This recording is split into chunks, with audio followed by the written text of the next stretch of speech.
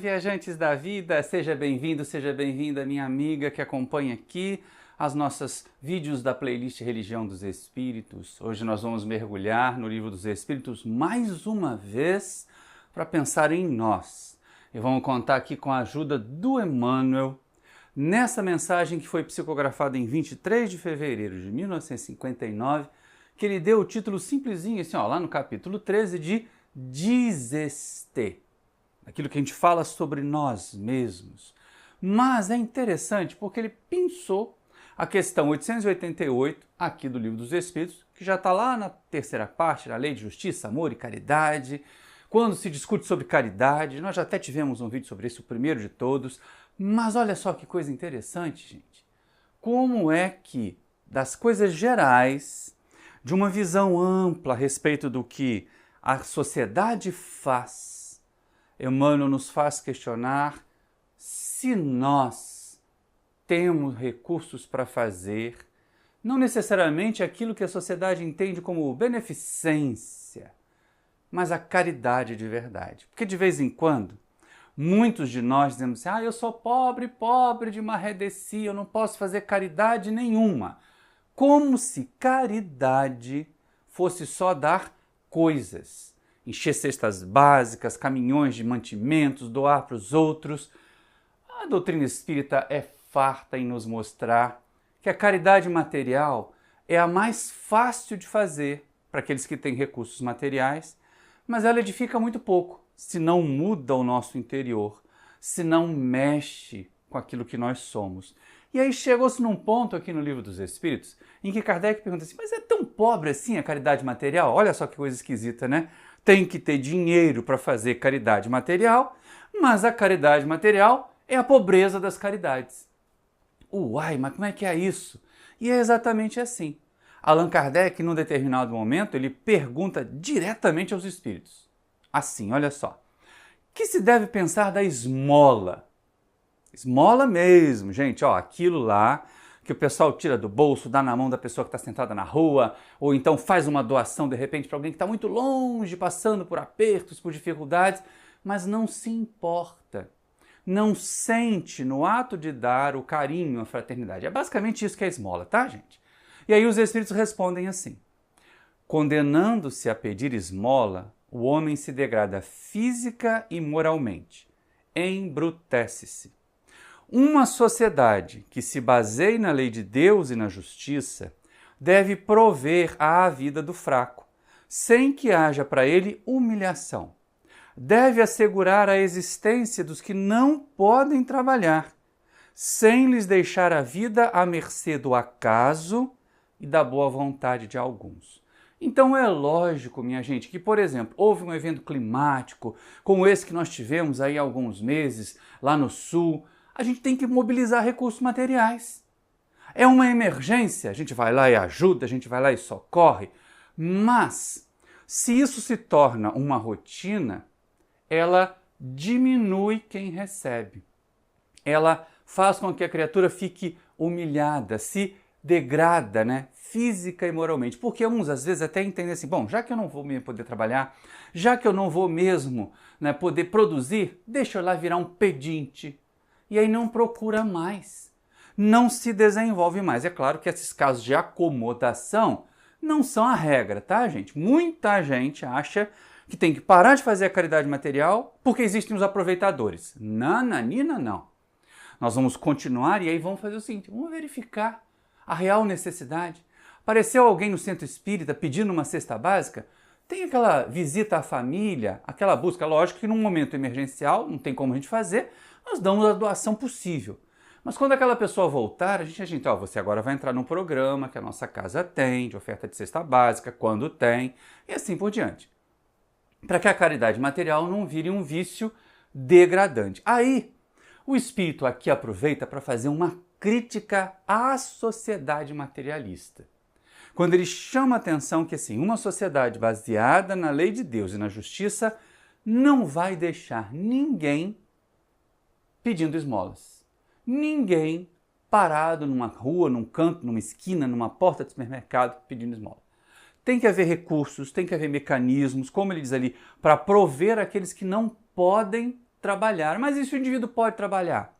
A gente vai qualificar, a gente vai ajudar a arrumar um emprego, para que aquela criatura seja responsável pelo próprio sustento. Isso é a parte dignificante, que é muito além da caridade, da beneficência, já vira benevolência, que é um sentido muito mais amplo da caridade. Mas, pensando agora naquela situação em que nós é que nos sentimos, mas eu não tenho recursos, eu não posso prover para ninguém, o que eu vou fazer?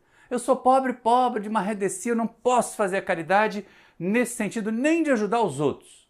Aí o Emmanuel, gente, essa mensagem do Emmanuel é um olhar para dentro tão interessante, porque muitos de nós ainda achamos, e achamos mesmo porque a sociedade diz isso, né? O caridoso é o que doa muitas coisas. Não, a doutrina espírita, já de 1857, diz que o caridoso é o que doa de si.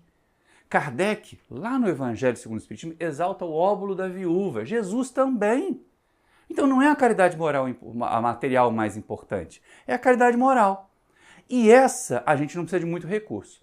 Mas de vez em quando, ou de vez em muitas vezes, por falta de recursos materiais, nós também nos vemos como miseráveis para a caridade moral. Dizemos, eu não posso fazer, eu não tenho recursos. E aí o Emmanuel traz uma reflexão muito interessante para nós. Vamos acompanhar? Dividir até em paradas aqui, porque senão a gente vai numa tacada só, levando as broncas do Emmanuel, que diz assim, olha, você se diz pobre, mas você é muito rico. Você se diz pobre, mas você é muito rica de outros recursos que não o dinheiro para fazer a caridade. Essa é a questão que ele vai levar a gente a concluir. Mas olha o que o Emmanuel diz. Dizes-te pobre, entretanto milionários de todas as procedências dar-te-iam larga fortuna, por ínfima parte do tesouro da tua fé. Dizes-te desorientado, contudo, legiões de companheiros, cujo passo a cegueira física entenebrece, comprar-te-iam por alta recompensa, leve migalha da visão que te favorece para contemplarem pequena faixa da natureza. Aqui, nesses dois dizes-te, que é o título da mensagem que o Emmanuel deu, ele vai chamar a atenção para nós percebermos a riqueza que nós temos diante da vida. Primeiro, você está me acompanhando aqui, muito provavelmente é porque é espírita. Se não é, é alguém desejoso ou desejosa de conhecer essa mensagem, de entender que o espiritismo, acima de tudo, é uma proposta de amor, de crescimento, de evolução, de paz.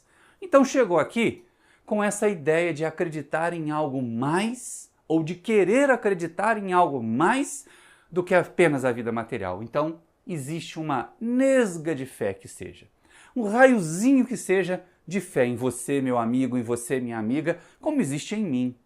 Não é aquela fé gigante que transporta montanhas, de vez em quando a gente oscila, mas é uma fé que nos move, que nos auxilia. E olha quanta gente não tem e que é muito rica, muito, muito rica. Vocês lembram do filme Nosso Lar 2? Daquele companheiro que era muito, muito rico, que tinha reencarnado para prover o trabalho e acabava não fazendo? Está nesse grupo aí, que gostaria de ter fé, mas não tinha. Precisou passar por uma prova muito séria, precisou ter uma moratória para poder chegar a esse ponto. E aí o outro é muito interessante, porque assim, eu estou desorientado, eu não sei para onde vou, não sei onde que eu estou, para que serve a vida.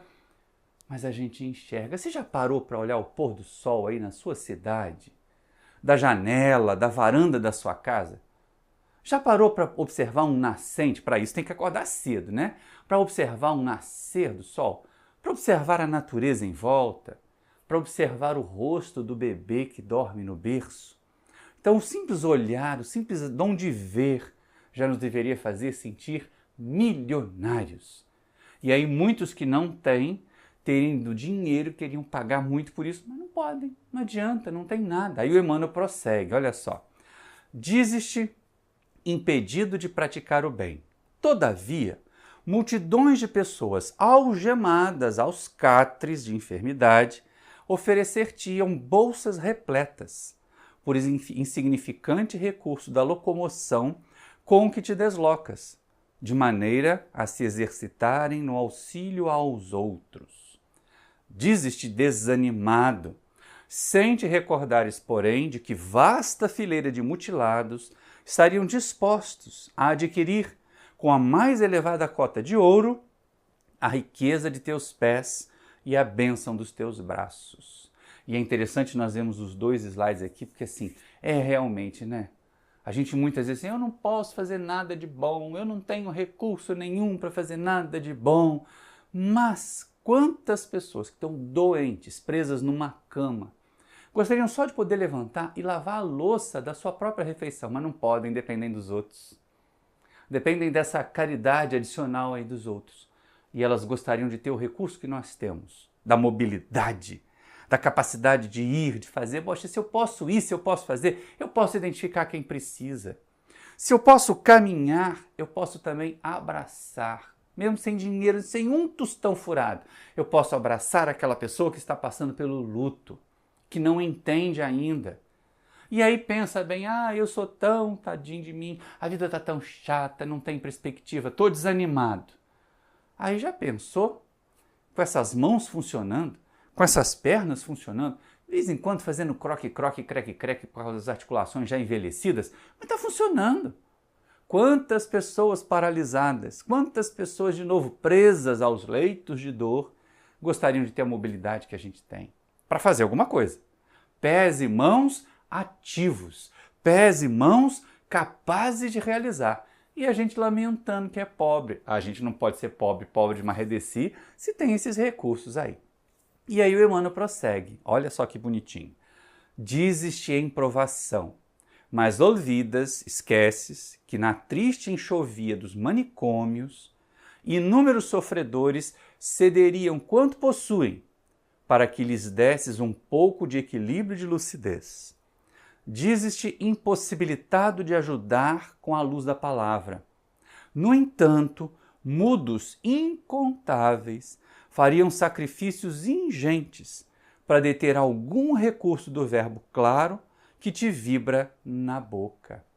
Dizes-te desamparado. Entretanto, milhões de criaturas dariam tudo o que lhes define a posse na vida para usar um corpo harmônico qual o teu, a fim de socorrerem os filhos da expiação e do sofrimento. Aqui o Emmanuel chega claro.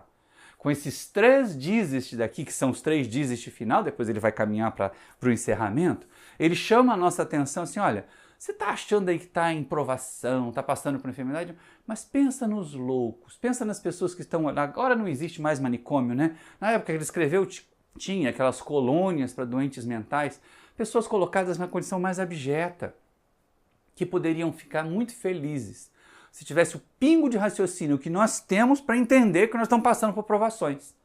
Só o fato de entender que nós estamos passando por dificuldades já é lucidez suficiente para a gente pensar assim, com a mente eu posso trabalhar, com a mente eu posso fazer alguma coisa. E aí vem a outra, né? Dizes-te impossibilitado de ajudar aos outros. Quem disse? Quem disse que eu não consigo falar? Poxa vida, quanta gente gostaria de poder contar com essa facilidade que nós temos, né? Palavra, ajuda, ora, nós podemos, nós temos condições. E aí aquela coisa, mas me falta tudo, eu estou tão desamparado. Não é o que está dizendo ali? E aí milhões de criaturas gostariam de ter o nosso corpo que funciona. Quem diz que é pobre de Marredeci e não pode fazer caridade, normalmente está empobrecendo também o lado da caridade moral. Está se negando a trabalhar porque não tem dinheiro, mas tem um corpo saudável, mas tem uma mente lúcida, mas tem fé vigorosa. Não é tão vigorosa assim porque está dizendo que não pode fazer o bem para os outros, né? A gente já começa a dar uma discordada por aqui porque nem é tão rigorosa assim, nem é tão vigorosa assim essa fé que os indivíduos têm. Mas nós temos tantos recursos, por que nós não usaríamos? Por que nós vamos ficar denunciando, ou pior, negando, sentenciando a nossa vida à inércia, ao não fazer o bem, porque nós não temos recursos materiais? Aí, de novo, em quem vai precisar da esmola da caridade moral dos outros, vamos ser nós. É nessa hora que o Emmanuel começa a nos encaminhar aqui, para uma reflexão mais profunda. Ele diz assim, por quem és, não lavres certidão de incapacidade contra ti mesmo. Não. Lembra-te de que um sorriso de confiança, uma prece de ternura, uma frase de bom ânimo, um gesto de solidariedade e um minuto de paz não tem preço na terra. E a gente às vezes dispõe de tudo isso. Essa é a parte mais importante. Nós às vezes temos esses recursos ali que não são materiais, que não são ricos, mas nos julgamos incapazes, incompetentes. Que é isso, minha gente? Enquanto houver raciocínio, enquanto houver vigor, enquanto houver discernimento, nós podemos fazer o bem. Seja conversando com alguém, seja fazendo uma prece, seja abraçando e dizendo assim, eu confio em você, vamos lá, eu vou te ajudar a superar essa dificuldade. Pode não ter nada, ou até aquele pouquinho para compartilhar, porque de vez em quando a gente não tem nada, mas está com a dispensa cheia, né? Então não é bem assim não. Então o Emmanuel começa a dizer assim, olha, isso não tem preço na Terra. Quantas pessoas que têm dinheiro, mas não têm recurso? Aí ele vai encerrar para nós, nos chamando a fazer a diferença entre beneficência e caridade de verdade. Olha isso. Antes de censurar o irmão que traz consigo a prova esfogueante das grandes propriedades dos ricos, sai de ti mesmo e auxilia o próximo que, muitas vezes, espera simplesmente uma palavra de entendimento e de reconforto para transferir-se da treva à luz. Minha gente, eu vou até pausar aqui, porque olha só, é muito importante isso que o irmão está dizendo. Porque de vez em quando a gente diz, eu não posso fazer caridade, aquele cara rico lá está andando de jet ski enquanto tem gente sofrendo com alagamento, com chuvas e mais. Deixa a incompetência, a incapacidade de fazer o bem dos outros com eles, mesmo que seja um rico que esteja sendo mal. Deixa quieto, porque essa pessoa vai acertar as contas dela com a própria consciência e com a lei divina. Mas antes de fazer isso, olha o irmão dizendo, sai de ti mesmo, muda aí de posição, sai dessa história de se sentir pobre de maré de si e vai ajudar os outros, porque auxiliar o próximo pode ser simplesmente uma palavra amiga, uma palavra de entendimento, tá? Um reconforto que ajude alguém, como ele diz ali, a sair da treva para a luz. E para fechar com chave de ouro, a distinção, olha só.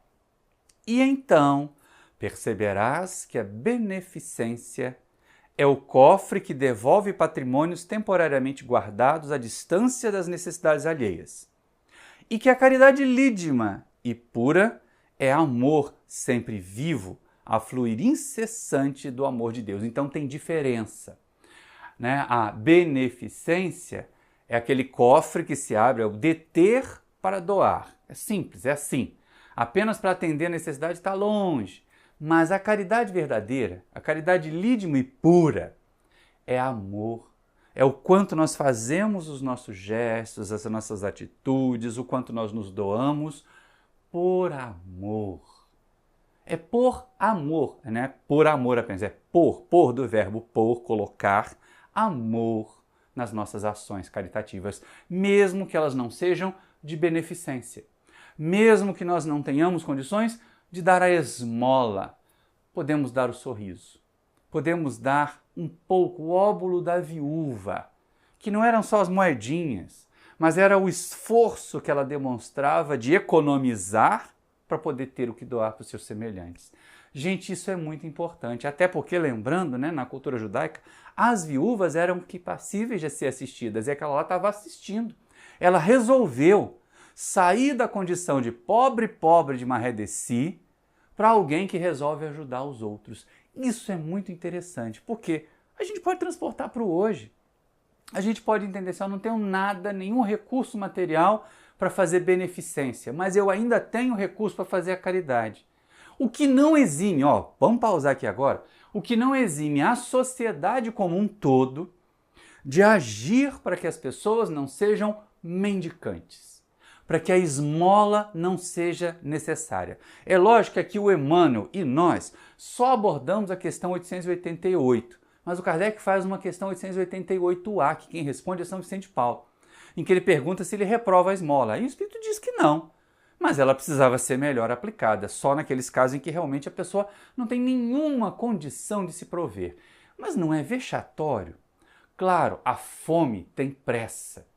Populações em condições de rua precisam receber alimento na rua. Mas aí vem a pergunta, por que elas ainda estão na rua? O que nós, sociedade, não estou falando eu, Maurício, você aí meu amigo, você aí minha amiga com CPF. Estou falando de nós, sociedade, o nosso CNPJ do Centro Espírita, o CNPJ da nossa empresa, o CNPJ das nossas autoridades municipais, estaduais, federais. O que nós estamos fazendo para que aquela pessoa não precise mais ficar na rua? Essa é talvez uma das situações mais doloridas. Por isso, os espíritos amigos chamam a atenção de que a esmola degrada física e moralmente. Basta olhar essa situação da mendicância profissional ou da mendicância sem nenhuma alternativa, que é o caso, muitas vezes, das pessoas que vão se degradando moralmente, depois se degradam fisicamente e não conseguem mais sair das ruas porque se tornaram dependentes químicas, porque estão definitivamente muito prejudicadas para poder encontrar elas mesmas o próprio sustento. Daí tantos e tantos projetos sérios, de instituições sérias aqui, ó, como o nosso Fraternidade Sem Fronteira, que tentam resgatar as populações, as pessoas em condição de rua, aquelas que querem, aquelas que desejam.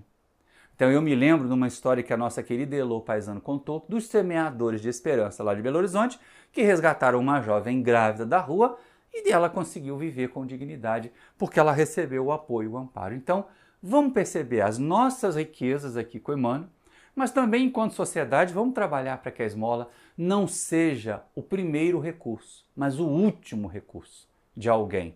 Que alguém possa ter sempre meios de se prover com harmonia. Então eu lhe peço, meu amigo, minha amiga, se você gostou dessas reflexões, é claro que aqui no finalzinho elas ficaram um pouquinho mais pesadas, mais densas, mais reflexivas, mas se veja rico, rica, como Emmanuel diz, para fazer o bem onde for chamado, onde for chamada.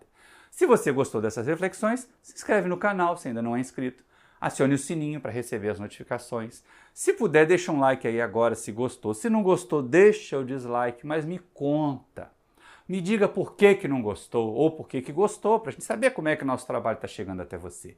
E se achar que vale a pena e se quiser, pegue o link desse vídeo e coloque nas suas redes sociais. Pegue o link desse vídeo e mande para os seus conhecidos, porque assim você me ajuda a levar essa mensagem de amor do Emmanuel e da doutrina espírita muito mais longe do que a gente tem conseguido com esse nosso singelo trabalho, com esse nosso singelo canal. Um grande abraço para vocês e até o próximo vídeo!